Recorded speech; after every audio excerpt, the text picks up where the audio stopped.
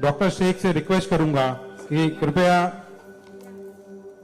हमें अपने बारे में थोड़ा बताएं और अपने विचार रखें।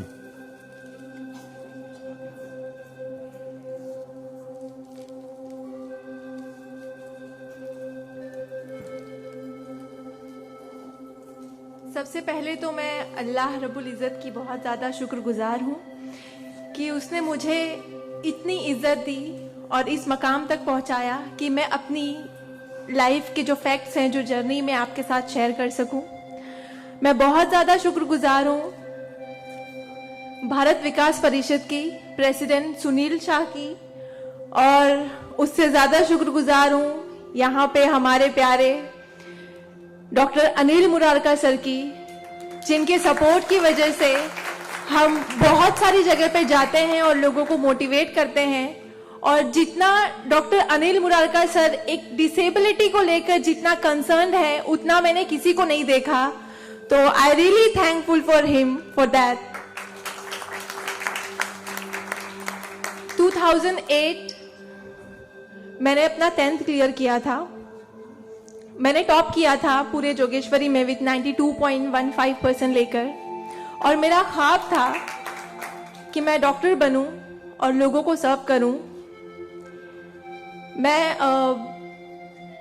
मिडिल क्लास से ताल्लुक़ रखती हूँ। मेरे जो अब्बू हैं वो वेजिटेबल वेंडर हैं, तो हमारे घर पे बहुत फाइनेंशियली प्रॉब्लम थी। तो मेरा बस एक ख्वाब था कि मैं डॉक्टर बनूं, लोगों की हेल्प करूं, और उसके लिए मैंने साइंस में एडमिशन लिया। देन 11 साइंस जब मैंने एडमिशन लिया, मेरा कॉलेज बांद्रा में था और मेरा घर जोगेश्वरी में। मैं रोज लोकल ट्रेन से ट्रैवल करती थी Jogeshwari to Bandra. 7 October 2008 that was the day जब मैं कॉलेज से घर वापस आ रही थी।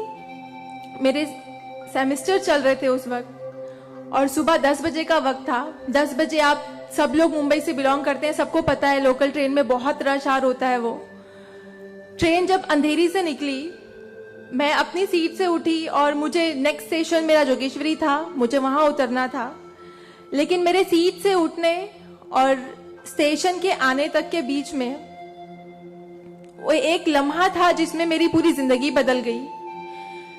मैं जब सीट से उठी, उसके नेक्स्ट मोमेंट मैंने अपने आप को ट्रेन की पटरियों के नीचे पाया, और जब मेरी आंखें खुली तो वही ट्रेन जिसमें मैं ट्रैवल कर रही थी वो मेरी आंखों के ऊपर से बहुत तेजी से गुजर रही थी। एक लम्हे को लगा कि मैं कोई ख्वाब देख रही हूं, लेकिन जब ट्रेन पूरी तरह से मेरे पैरों से गुजर गई, मैं वहां हेल्पलेस थी। और जब बहुत दूर जाके किसी ने चेन रोकी, वो ट्रेन रुकी, और उस ट्रेन को रुकता हुआ देखकर मुझे एहसास हुआ कि मैं कोई ख्वाब नहीं देख रही हूँ, मैं सच में ट्रेन से गिर चुकी हूँ, और मैंने अपनी दोनों टांगे उस ट्रेन के पहियों के नीचे आ गई है जिसमें मैं ट्रैवल कर रही हूँ। वो पूरी 12 डब्बे की ट्रेन मेरे पहियों से गुजर गई, किसी ने चेन रोकने की हिम्मत नहीं की। और मैं जब वहां गिरी तो लोगों ने मुझे देखा, और 10-15 मिनट बाद काफी लोग आए, मेरे आसपास खड़े हो गए। मेरे पास सेलफोन नहीं था। मैंने अपनी बैग से उस वक्त डायरी निकाली, मैंने लोगों को फरियाद की, बहुत रिक्वेस्ट की, बहुत रोया वहां पर कि मेरे घर पे एक फोन कॉल करके बता दो कि मैं यहाँ पे हेल्पलेस पड़ी हूँ विथ हेवी ब्लीडिंग, मेरे बचने की कोई चांस नहीं है। एटलीस्ट मेरे घर वालों को पता होना चाहिए कि मैं यहाँ पे इस हालत में हूँ, मुझे लावारिस लाश बन के नहीं मरना है। बट उस वक्त मैं यही कहूंगी कि अल्लाह ताला की मसलहत थी। अल्लाह ताला उस वक्त जो मेरी तकदीर में था, किसी ने मेरी हेल्प नहीं की, और मैं वहां पे 30 मिनट ऑलमोस्ट मैं ट्रैक पर विथ हैवी ब्लीड, मेरे दोनों पैर ट्रेन के पहियों के नीचे आ गए थे। मैं उसी हालत में पड़ी रही और मैं कॉन्शियस थी। मैं बस लोगों के सामने रो रही थी कि मुझे कोई पानी पिला दो, कोई घर वालों को कॉल कर दो, लेकिन किसी ने हेल्प नहीं की। And after 30 minute I got railway help. Then मुझे गवर्नमेंट हॉस्पिटल लेकर जाते हैं, वहां पर भी कुछ ओटी स्ट्राइक होता है, मुझे फौरी ट्रीटमेंट नहीं मिलता है। एंड देन मेरा एक्सीडेंट सुबह 11 बजे होता है और मुझे 6 बजे जब मेरी फैमिली प्राइवेट हॉस्पिटल लेकर जाती है, then I got a treatment. And उसके बाद 16 साल की थी मैं जब मेरे साथ ये एक्सीडेंट हुआ। आप समझ सकते हैं 16 साल की उम्र में 1 मिनट में मेरे 2 पैर कट गए थे, मैं डिसेबल हो गई थी, मैं हेल्पलेस हो गई थी, मैं खुद से उठ नहीं पा रही थी, ना बैठ पा रही थी, ना एक तरफ से दूसरी जगह मूव हो पा रही थी। मैं मेंटली डिसेबल हो गई थी, फिजिकली डिसेबल हो गई थी और फाइनेंशियली कंडीशन भी काफी वीक थी। वो सारी चीजें मेरे दिमाग में चल रही थी और जब लोग मुझे देखने आते थे तो कुछ लोग हमदर्दी में नेगेटिव कमेंट्स भी करते थे कि 16 साल की बच्ची है, 2 पैर खो दिए हैं, सारी जिंदगी माँ बाप के ऊपर बोझ रहेगी, ये जिंदा क्यों है, इससे अच्छा ये मर जाती। ये सारी बातें लोग आके जब मेरे सामने करते तो मेरे जहन में वो सारी बातें चलती कि सीरियसली मुझे अल्लाह ने जिंदा क्यों रखा, जब मुझसे दोनों पैर ही लेने थे 16 साल की उम्र में, मैं खुद से मूव नहीं कर सकती हूँ। मेरी मम्मी को इतना सब कुछ झेलना पड़ रहा है। जिस उम्र में मुझे अम्मी की हेल्प करनी चाहिए उस उम्र में वापस से मम्मी मुझे गोद में उठाकर लेकर जा रही है, वापस से मेरी खिदमतें कर रही हैं। तो मेरी जिंदगी का मकसद क्या है, मुझे दोबारा जिंदगी क्यों दी अल्लाह ने।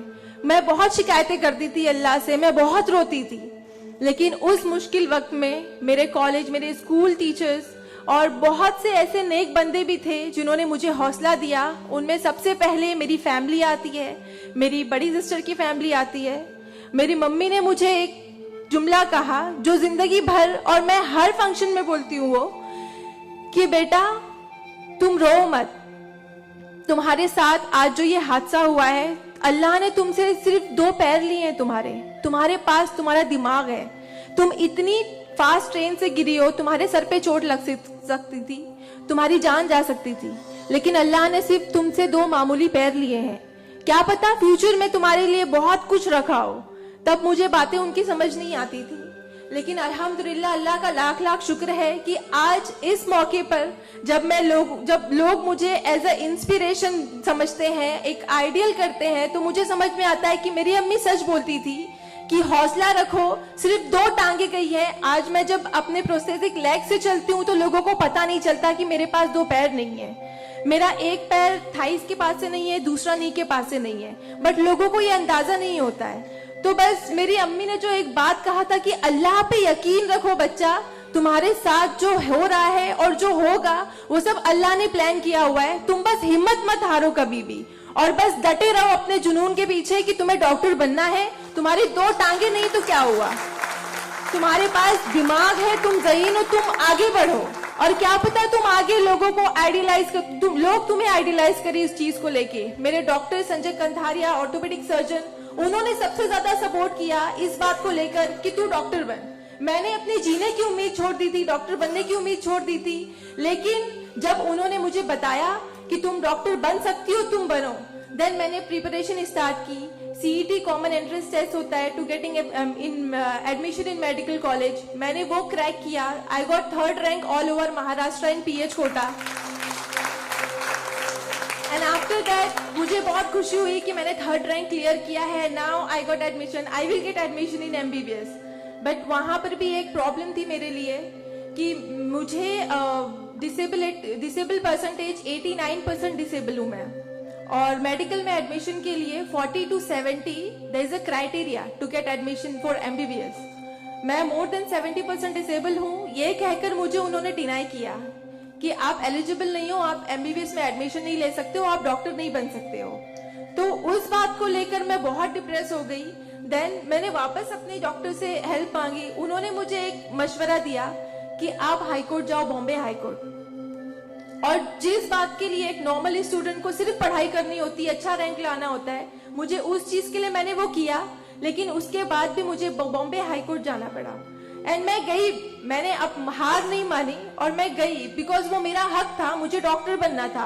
और जब मैंने वापस अपनी नॉर्मल जिंदगी स्टार्ट की अपने प्रोस्थेटिक लेग से, मैंने आना जाना शुरू किया, अकेले ट्रेन ट्रैवल करना शुरू किया, देन मैंने रियलाइज किया कि मेरे अंदर कोई कमी नहीं है, मैं एक नॉर्मल लड़की हूँ, मेरे पास पैर नहीं तो क्या हुआ, मैं लोगों को सर्व कर सकती हूँ, मेरे अंदर पैशन है डॉक्टर बनने का। तो मैंने वो बस अल्लाह पे यकीन रखा और मैंने ये सोचा कि अगर अल्लाह ने मेरी किस्मत में रखा है डॉक्टर बनना तो मैं जरूर कोर्ट में फाइट करूंगी। एंड देन मैं बॉम्बे हाई कोर्ट गई इन 2011 और वहां पे मेरा केस मोहित शाह, चीफ जस्टिस मोहित शाह ने देखा, उन्होंने मुझे ऑब्जर्व किया, मेरे प्रीवियस स्टडी रिकॉर्ड्स देखे, वो सारी चीजें देख के, और उन्होंने जब मेरा पैशन देखा डॉक्टर बनने का, सर्व करने का, देन उन्होंने मेरे फेवर में फैसला दिया। एंड 2011 अल्लाह का लाख लाख शुक्र है कि मुझे इंडिया के टॉप मोस्ट कॉलेज में एडमिशन मिला, which is Seth GS medical college and KM hospital. Then 2011 में मैंने अपना एमबीबीएस में एडमिशन लिया। वो जर्नी बहुत आसान नहीं थी मेरे लिए, क्योंकि मेरे पास 2 पैर नहीं है, और जब मेरी काउंसलिंग चल रही थी एडमिशन को लेकर, तो काफी जो डॉक्टर्स का पैनल था उन्होंने मुझे बहुत कुछ हकीकत बताई थी कि आपके लिए डॉक्टर फील्ड आसान नहीं है, इसमें पढ़ाई करना 5.5 साल, आपको एक ओपीडी से दूसरी ओपीडी जाना होगा, और तब मैं 2 क्रचेस यूज करती थी मेरे लिए। तो आपके लिए बिल्कुल भी आसान नहीं है, आप हार जाओगे, 1 साल पढ़ोगे, दूसरे साल आप डिनाई कर दोगे, एडमिशन नहीं लोगे, आप गिव अप कर लोगे। लेकिन बस मैंने दिल में ठान लिया था कि मुझे इन्हें गलत साबित करना है, और मुझे लोगों को प्रूव करके दिखाना है कि एक लड़की जो 89% डिसेबल है, जिसे लोग ये कहकर सुनाते थे कि सारी जिंदगी माँ बाप के ऊपर बोझ पर बनी रहेगी, उन्हें प्रूव करना है कि मैं डॉक्टर बन के लोगों को सर्व कर सकती हूँ। और जो मेरे दूसरे डिसेबल भाई बहन हैं, उन्हें भी शो करना है कि after disability, after accident, post accident जो लाइफ होती है वो आप नॉर्मल गुजार सकते हो अपने हौसले की बनिस्बत। तो मैं बस 5.5 साल मैंने बहुत कोशिश की, बहुत दर्द सहे, लेकिन मैंने अल्हम्दुलिल्लाह 2016 में फर्स्ट क्लास से मैंने अपना एमबीबीएस क्लियर किया। और इस बात को देखते हुए मुझे बहुत खुशी होती है, इस बात को बहुत प्राउड मोमेंट था मेरे लिए कि इन 2016 ऑन वुमेन्स डे 8 मार्च मुझे बॉम्बे हाई कोर्ट में फेलिसिटेट किया गया, जो एक हिस्टोरिक मोमेंट था वहां पर कि आउटसाइड से किसी को उन्होंने फेलिसिटेट किया।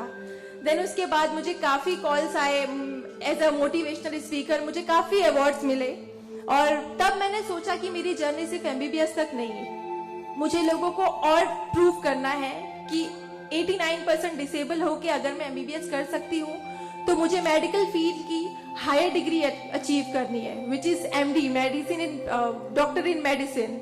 देन मैंने उसके लिए भी कॉमन एंट्रेंस टेस्ट दिया, and again I got third rank in all over Maharashtra. और यहाँ पर भी देन अगेन उन्होंने प्रॉब्लम क्रिएट की मेरे लिए। After completing my MBBS with flying colours, उन्होंने वापस मेरा मेडिकल एडमिशन डिनाई किया कि आप नहीं कर सकते हो because you are 89% disable. Then मुझे एक बहुत हम्बल इंसान मिले, member of parliament Kirit Somaiya sir, उन्होंने फौरन से मेरी एप्लीकेशन सेंट्रल हेल्थ मिनिस्टर के पास लेकर गए, और वहां से विद इन 2 डेज ये जो क्राइटेरिया है 40 to 70% डिसेबिलिटी का मेडिकल में एडमिशन के लिए, this is a 20 years old clause, और विद इन 2 डेज ये क्लॉज चेंज करवाया उन्होंने बिकॉज ऑफ माई एप्लीकेशन। वो क्लॉज चेंज होके बस ये है कि मिनिमम 40% क्राइटेरिया है, और मोर देन 70% जो भी डिसेबल हैगा they will get admission in medical field. तो मेरी जो जर्नी थी यहाँ तक की, और उसके बाद मैंने रिसेंटली 2019 में मैंने एमडी में एडमिशन लिया, और which same college Seth GS medical college and KM hospital, और मैं अभी रिसेंटली फर्स्ट ईयर रेसिडेंट हूँ एमडी पैथोलॉजी में।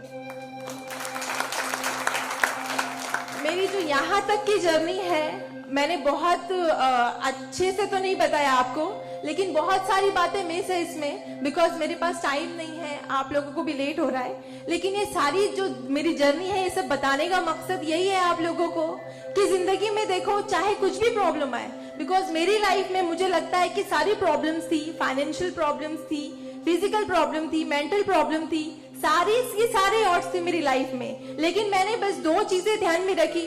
एक तो मेरी अम्मी की बात कि अल्लाह पर यकीन रखो, अल्लाह अपने बंदों से 70 माओं से ज्यादा प्यार करता है। एक माँ हमारी छोटे से दर्द को बर्दाश्त नहीं कर सकती, वो तो 70 माओं से ज्यादा प्यार करता है, तो हमें दर्द में कैसे रख सकता है वो? तो उसने जरूर कुछ अच्छा रखा है हमारे लिए। अगर छोटी सी प्रॉब्लम आई जिंदगी में तो उससे हार नहीं मानो, उससे लड़ना सीखो, हमेशा अपना हौसला जिंदा रखो, बिकॉज आपके पास अगर हौसला है तो आपकी लिए जिंदगी जीने की उमंग रहेगी, बिकॉज बगैर हौसले के कोई जिंदगी नहीं जी सकता। तो आप लोग प्लीज, अगर छोटी से छोटी प्रॉब्लम भी आए, कोई भी परेशानी आए, आप लोग लड़ना सीखिए और जिंदगी जीना सीखिए। बिकॉज मेरे एक्सीडेंट के बाद मुझे लगा मैं इतनी सारी कोशिशें नहीं करती तो मैं आज यहाँ पर खड़ी होके एज अ डॉक्टर आप लोगों से इंटरेक्ट नहीं हो रही होती। तो बस कभी भी हार मत मानिए। और ये एक शेर है आप सबके लिए, हौसले की तुर्कश में कोशिश का वो तीर जिंदा रख। तरकश मतलब जिसमें तीर रखते हैं। हौसले की तरकश में कोशिश का वो तीर जिंदा रख। हार चाहे जिंदगी में सब कुछ, हार जा चाहे जिंदगी में सब कुछ, मगर फिर भी जीतने की उम्मीद जिंदा रख। Thank you so much, thank you all of you, मुझे इतने अच्छे से सुनने के लिए। और मैं बहुत ज्यादा थैंकफुल हूँ डॉक्टर अनिल सर की और भारत विकास परिषद की कि उन्होंने मुझे इतना सुनहरा मौका दिया आप लोगों से इंटरैक्ट का। Thank you. धन्यवाद।